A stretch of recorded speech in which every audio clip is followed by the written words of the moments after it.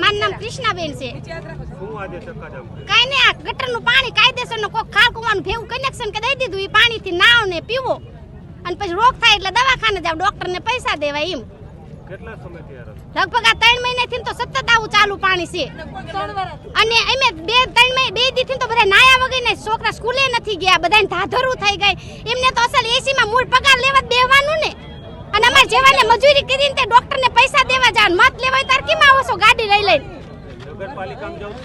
નગરપાલિકામાં જાય છે તો સાહેબ એમ કે તમારથી થાય ઈ કરી લો એમ. અને સાહેબ આવે તો એમ કે હું શું કરું, આમાં મારું કામ નથી.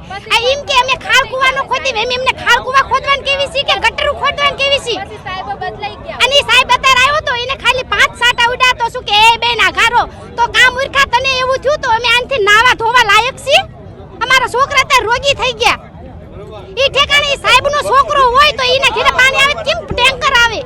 તો નથી ટેન્કર નાખવા આવતા. અમારા સોસાયટીના માણસો જાય ટેન્કર લેવા, પહેલા ફોન ઈ જ કરે કે ટેન્કર લઈ જાવ, ડ્રાઈવર નથી. અમારા બિચારા મજૂરીથી માણસો જાય તો ટેન્કર નથી દેતા. ઈને માણા ખસાય તો એનું ટેન્કર ખસાઈ જાય છે.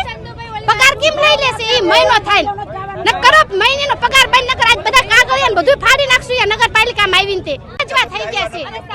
મત લેવા હોય તાર કેમ અસલ મજાની એસી વાળી ગાડી લઈને આવો છો કે બેજાવ લેડીઝ આમાં તમે મત દેવા આવો એમ કહો છો ને?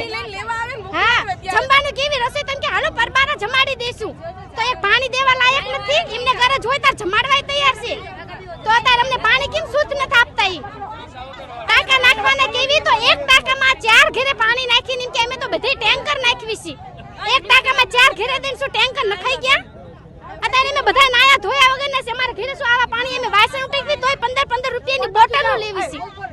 તો કાઈ અમને મહિને એને પગાર ચૂકવે એમ અમને પાણીના પૈસા ચૂકવે તો અમે બધા બોટલના પાણીએ નાઈશું, બોટલના પાણીએ વાસણી ઉટકશું. હાલે એનામાં સે સત્તા નો હમું કરવું હોય તો ગટર જેવું પાણી આવે છે અને પીવાયનું ગટરનું જીવજંતુ વાળું કચરા વાળું ને એવું પાણી આવે, કોઈ નિકાલ નથી.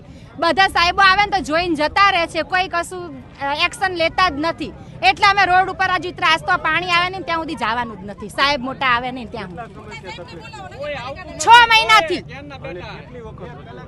આ 3-4 વખત તો અમે ઓફિસે જઈ આવ્યા. અહીંયા સાહેબો આવે બધા જોઈ જોઈને જતા રહે, કોઈ કઈ નિકાલ લાવતા નથી.